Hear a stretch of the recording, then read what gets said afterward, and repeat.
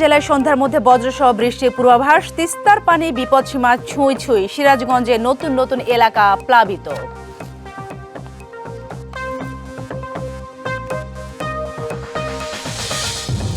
Jamaat MP Gazi Nazrul ইসলামকে শ্যামনগরে অবাঞ্ছিত ঘোষণা। 24 ঘন্টার মধ্যে দল থেকে বহিষ্কার ও এমপি পদ বাতিলের দাবি। এবং সরকারি বরাদ্দে এলাকা প্রীতির অভিযোগ এমপি নুসরাতের বিরুদ্ধে। 8 প্রকল্পে 7টি দিয়েছেন বাড়ির আশেপাশে। বাবার প্রতিষ্ঠান পেয়েছে কাবিখার শস্য। দেশের 7 জেলায় সন্ধ্যা 6টার মধ্যে ঘন্টায় সর্বোচ্চ 60 কিলোমিটার বেগে দমকা অথবা ঝোড়ো হাওয়া সহ বৃষ্টি বা বজ্রসহ বৃষ্টি হতে পারে বলে জানিয়েছে আবহাওয়া অধিদপ্তর। এদিকে টানা ভারী বর্ষণ ও পাহাড়ি ঢলে তিস্তা নদীর পানি বেড়ে বিপদসীমা ছুঁই ছুঁই করছে। একই সময় মেঘালয় ও আসামে ভারী বৃষ্টিপাতে শেরপুর, ময়মনসিংহ, নেত্রকোনা, সিলেট ও সুনামগঞ্জের নদী সংলগ্ন নিম্নাঞ্চলে আকস্মিক বা স্বল্পমেয়াদী বন্যার আশঙ্কা রয়েছে। টানা বৃষ্টিপাত ও উজানের ঢলে ফের তিস্তার পানি বেড়েছে। এতে ডালিয়া পয়েন্টে নদীর পানি প্রায় বিপদসীমা ছুঁয়ে প্রবাহিত হচ্ছে। বুধবার সকাল 9টায় তিস্তা ব্যারেজের ডিমরা উপজেলার ডালিয়া পয়েন্টে তিস্তার পানি বিপদসীমার 1 সেন্টিমিটার নিচে প্রবাহিত হয়। তবে দুপুরের পর থেকে পানির স্তর কমতে শুরু করে।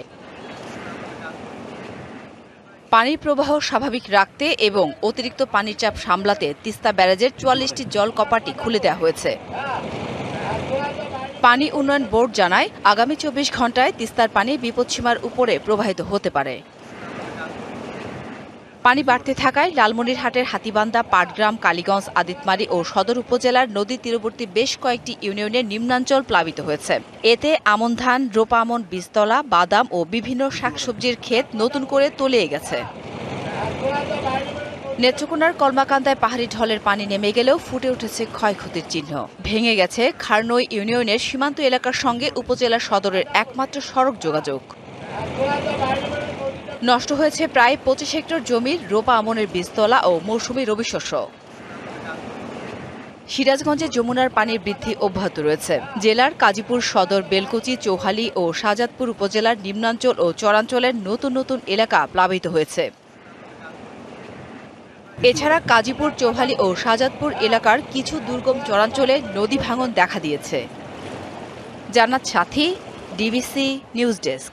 তরুণীসহ আটকের ভিডিও ভাইরালের ঘটনায় সাতক্ষীরা 4 আসনের সংসদ সদস্য জামায়াত নেতা গাজী নজরুলের বহিষ্কার সহ শাস্তির দাবিতে প্রতিবাদ সমাবেশ হয়েছে। বেলা 11টায় সাতক্ষীরা শ্যামনগরে সচেতন নাগরিক সমাজের আয়োজনে প্রতিবাদ সভায় বক্তারা বলেন, মুখে ইসলামের কথা বলে ও ধর্মের দোহাই দিয়ে ভোট আদায় করলেও চারিত্রিকভাবে অসৎ গাজী নজরুল ইসলাম। তাকে শ্যামনগরে অবাঞ্ছিত ঘোষণার পাশাপাশি দল থেকে বহিষ্কারের দাবি জানানো হয়। এছাড়া অবিলম্বে তার সংসদ সদস্য পদ বাতিলের জন্য স্পিকারের হস্তক্ষেপ চান। পরে শ্যামনগর প্রেস ক্লাবের সামনে গাজী নজরুল ইসলামের কুশপুত্রিকা দাহন করেন সাধারণ মানুষ। পাপে পাপেরও ছাড়ে না, যার ফলশ্রুতিতে মগবাজারে হোটেলে নারী সহ এই কলঙ্কিত গাজী নজরুল ইসলাম ধরা খেয়েছে। অনৈতিক কাজ করছে, এটা আমি মনে করি টোটাল শ্যামনগরকে কলঙ্কিত করছে। সে একটা 17 বছর মেয়ে সামলাতে পারে না, আমাদের কিভাবে সে সামলাবে? এই জনগণকে আমরা তার পদত্যাগ চাই। এর পদকে শূন্য করে এই আসনে আবার পুনরায় নির্বাচন চাচ্ছি। ইউনিয়ন পরিষদ চেয়ারম্যান প্রার্থীর ন্যূনতম শিক্ষাগত যোগ্যতা স্নাতক কেন করা হবে না জানতে চেয়ে রুল জারি করেছে হাইকোর্ট। সেই সঙ্গে শিক্ষাগত যোগ্যতা নির্ধারণে ব্যর্থ ইউনিয়ন পরিষদ আইনের 26 ধারা কেন সংবিধানের সাথে সাংঘর্ষিক ঘোষণা করা হবে না রুলে, তাও জানতে চাওয়া হয়েছে। সুপ্রিম কোর্টে 2 আইনজীবীর করা রিটের প্রাথমিক শুনানি শেষে বিচারপতি আহমেদ সোহেল ও বিচারপতি ফাতেমা আনোয়ারের বেঞ্চ এই রুল জারি করে। এলজিআরডি সচিব, আইন সচিব ও প্রধান নির্বাচন কমিশনারকে আগামী 4 সপ্তাহের মধ্যে এই রুলের জবাব দিতে বলা হয়েছে। সরকারি বরাদ্দ বিতরণে এলাকা প্রীতির অভিযোগ উঠেছে সংরক্ষিত আসনে এমপি নুসরাত তাবাসসুমের বিরুদ্ধে। টিআর, কাবিখা ও কাবিটার 8টি প্রকল্পের 7টি দিয়েছেন বাড়ির আশেপাশে। প্রধান শিক্ষক বাবার প্রতিষ্ঠান পেয়েছে কাবিখার 12 টন শস্য। পাড়ার মসজিদ, কবরস্থান, ঈদগাহ ও রাস্তার কাজের জন্য বরাদ্দ দিয়েছেন 10 লাখ টাকার প্রকল্প। এ নিয়ে নুসরাতের দাবি, এসবের কিছুই দেখেন না তিনি। খোঁজ নিতে হবে ব্যক্তিগত সহকারীর কাছে। জাতীয় সংসদের সংরক্ষিত আসনে এনসিপির প্রতিনিধিত্ব করছেন কুষ্টিয়ার নুসরাত তাবাসসুম। চলতি অর্থবছরে তিনি টিআর, কাবিখা ও কাবিটার ৮টি প্রকল্পে বরাদ্দ পেয়েছেন ১২ লাখ নগদ টাকা ও ১২ মেট্রিক টন খাদ্যশস্য, যার ৭টি বিতরণ করেছেন নিজ গ্রামে। খাদ্যশস্যের সবটুকু বরাদ্দ দিয়েছেন বাগওয়ান KCVN মাধ্যমিক বিদ্যালয়ে। প্রতিষ্ঠানটির প্রধান শিক্ষক তার বাবা আব্দুল হালিম টম। এমপির নিজ গ্রাম বাগওয়ান মধ্যপাড়া জামে মসজিদের নামে ৩,৬০,০০০ এবং ঈদগাহের মাটি ভরাটের জন্য বরাদ্দ দেওয়া হয়েছে ২ লাখ টাকা। গোরস্থান, ঈদগাহ বা ছোটোখাটো যে সমস্ত রাস্তাগুলো ইতিপূর্বেই উনি এই সমস্ত কথাগুলো আমাদের বলেছিলেন, ওয়াদা করেছিলেন। এগুলো আস্তে আস্তে গেলে বাস্তবায়ন হচ্ছে। এমপি তাবাসসুমের বাড়ির সামনে থেকে এই হেয়ারিং সড়ক গেছে এলাকার কবরস্থানের দিকে। রাস্তাটির উন্নয়নের জন্য বরাদ্দ দেয়া হয়েছে ১,২০,০০০ টাকা। মূল সড়কের কাজ না করে নির্মাণ হয়েছে কবরস্থানের অভ্যন্তরীণ রাস্তা। রাস্তাটা হয়েছে, আরো কাজ আছে, হয়তো ওগুলো শুরু হয়নি এখনো। আমাদের যে মহিলা এমপি যে নুসরাত তাবাসসুম, ওনার মাধ্যমে কাজটা এসেছে, ওনার আব্বার হাত দিয়ে কাজটা হয়েছে। যদিও এমপির বাবা বলছেন, স্কুলের শিক্ষক ও এলাকাবাসীর দাবির পরিপ্রেক্ষিতে প্রথমবারের সব প্রকল্প এলাকার উন্নয়নে দিয়েছেন। এখানে কোনো উদ্দেশ্য নেই। মেয়ে শিক্ষকদের দাবির পরিপ্রেক্ষিতে নিজ স্কুল এবং শিক্ষকদের কথা রাখার জন্য এখানে সহ দৌলতপুরে বিভিন্ন জায়গায় উন্নয়নের ছোঁয়া লাগানোর জন্য দিয়েছে। যদিও এমপি বলছেন তিনি এসব দেখেন না, যোগাযোগ করতে বললেন তার ব্যক্তিগত সহকারীর সাথে। আমি দৌলতপুরেই দিয়েছি, আর মনে হয় কিছু জিআরের টাকা বা চাল আমার ঠিক খেয়াল নেই, সেটা মনে হয় শুধু সদরে দেওয়া হয়েছে। আমার পিএর সাথে যোগাযোগ করেন, মানে আমি এগুলো অতটা দেখি না, তো খোঁজ খবর অতটা রাখি না। সচেতন নাগরিকরা বলছেন এমপিদের অর্থ বরাদ্দের ক্ষেত্রে নীতিমালা হওয়া প্রয়োজন। সংরক্ষিত আসনে এমপি যারা হয়েছেন ওনারা তো নিজের একটি আসনের জন্য না, পর 3টে আসনের জন্য ওরা নির্বাচিত হয়েছেন। নিজের এলাকা বা বাড়ির আশেপাশেই সব টাকাগুলো বরাদ্দগুলো খরচ করেন, এটা তো খুবই দুঃখজনক। এই বিষয়গুলো সরকারের পক্ষ থেকেও একটা নীতিমালা থাকা দরকার। গ্রামের বাইরে শুধুমাত্র ডক্টর মোহাম্মদ ফজলুল হক গার্লস ডিগ্রি কলেজের নামে ২ লাখ টাকা বরাদ্দ দিয়েছেন এমপি। DBC news desk. অপরিকল্পিত নগরায়ন ও শিল্পায়নে এক যুগ ধরে মারাত্মক দূষণে কুমিল্লার গঙ্গাইজুড়ি খাল। স্বাভাবিক প্রবাহ হারিয়ে খালে এখন দুর্গন্ধযুক্ত কালো বিষাক্ত পানি। এতে বিপাকে দক্ষিণ কুমিল্লার হাজার হাজার কৃষক ও সাধারণ মানুষ। ধ্বংস হচ্ছে খালের জলজ পরিবেশ ও জীববৈচিত্র্য। বর্জ্যযুক্ত বিষাক্ত পানির উৎস নিয়ে চলছে পরস্পর বিরোধী দোষারোপ। কুমিল্লা সিটি কর্পোরেশন ও সংলগ্ন এলাকা দিয়ে প্রবাহিত হয়েছে প্রায় ২৫ কিলোমিটার দীর্ঘ গঙ্গাইজুড়ি খাল। জেলার ভারতীয় সীমান্তবর্তী কটক বাজার এলাকা থেকে শুরু হয়ে টঙ্গীরপাড় এলাকা পর্যন্ত খালটি বিস্তৃত। একসময় গঙ্গাইজুড়ি খালকে বলা হতো দক্ষিণ কুমিল্লার লাখো মানুষের পানির উৎস। কুমিল্লার পূর্ব দক্ষিণাঞ্চলে সেচ ব্যবস্থা উন্নয়নে গুরুত্বপূর্ণ ভূমিকা ছিল জলাধারটির।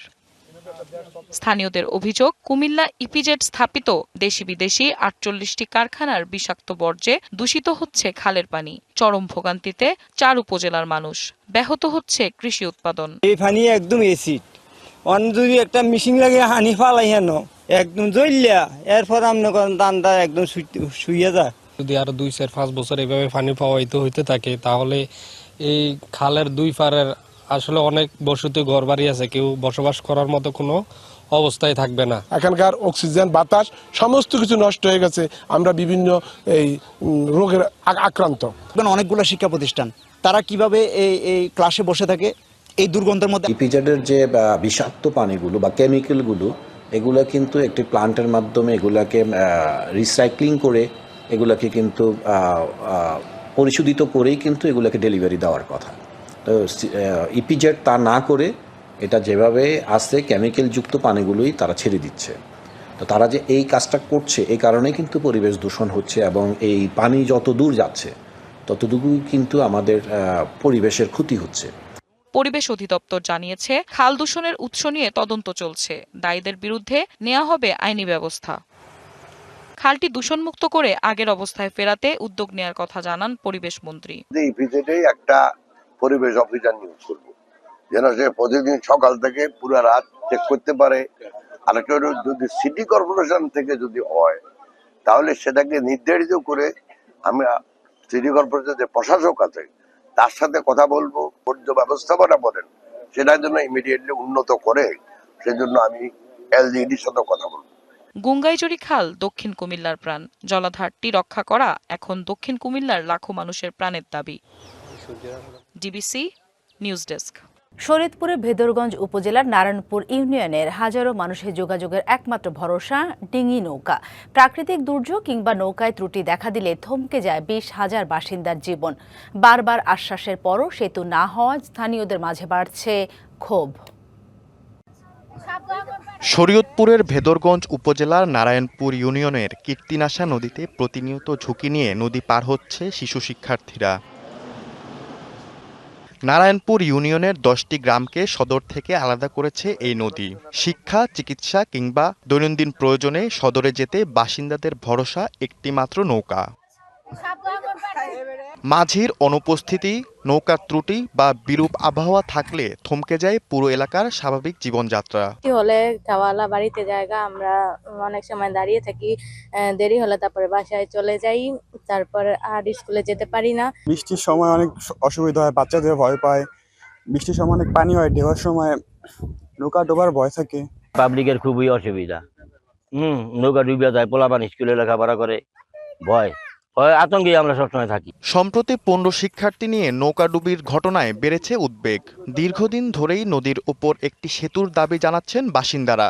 আমরা এখানে আইতারি না যাইতারি না, খাওয়া বন্ধ হয়ে গেলে আমরা বোধাই এই বেদের কিন্তু ঘুরিয়ে আমাকে এখানে আইতে। নতুন যারা মেহমান আসে আমাদের এখানে হাজার হাজার মানুষ পারাপার হয়, তারাও অনেক অ্যাক্সিডেন্ট হয়, পড়ে যায় নৌকার থেকে। দেখা গেছে তুফান হইলে আমরা যখন ঠাডা পরে আমরা দৌড়ায় উপরে যাইগা, আবার এই তুফানের ভিত্তি আবার দেখা গেছে পোলাফান পার করতে হয়। দ্রুত সেতু নির্মাণ কাজ শুরু হবে জানিয়েছে উপজেলা প্রকৌশল বিভাগ। নারায়ণপুর এবং ফেরাঙ্গিকান্দি এই দুইটা জায়গার মাঝখানে আমাদের দুইটা পসিবল লোকেশন আছে, সেটা আমাদের হেডকোয়ার্টার থেকে দেখে গেছে ডিজাইন এক্সপার্টরা, এবং ওনারা এখনো মতামত জানান নাই যে কোন জায়গাটাতে ব্রিজটা করলে ভালো হয়।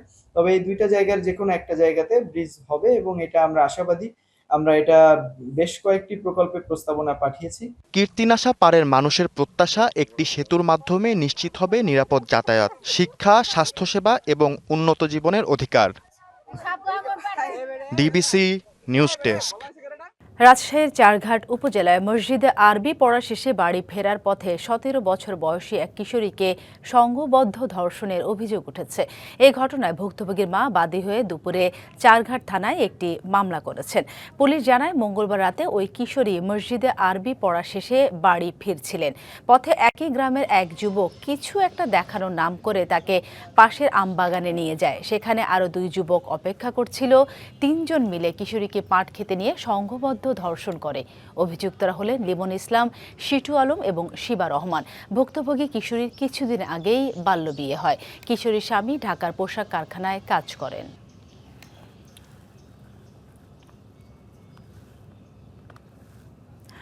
মুন্সিগঞ্জের সরকারি হরগঙ্গা কলেজের নবনির্মিত 10তলা ভবনের লিফট যান্ত্রিক ত্রুটির কারণে বন্ধ হয়ে গেলে আটকা পড়েন এক শিক্ষার্থী ও তার শিশু সন্তান। পরে কলেজ কর্তৃপক্ষ ফায়ার সার্ভিসকে খবর দিলে প্রায় 8 ঘন্টা চেষ্টায় লিফটের দরজা কেটে ওই শিক্ষার্থী ও তার শিশু কন্যাকে উদ্ধার করা হয়। ভুক্তভোগী শিক্ষার্থী লামিয়া জানান, তিনি কলেজের একাডেমিক ভবনের 9 তলা থেকে তার শিশু সন্তানকে নিয়ে লিফটে ওঠেন। লিফটের দরজা বন্ধ হওয়ার পর যান্ত্রিক ত্রুটির কারণে এটি বন্ধ হয়ে যায়। এতে শিশু সন্তানকে নিয়ে তিনি লিফটে আটকা পড়েন। তবে কী কারণে লিফট বন্ধ হয়ে গিয়েছিল এ বিষয়ে তাৎক্ষণিক কিছু জানাতে পারেনি ফায়ার সার্ভিস।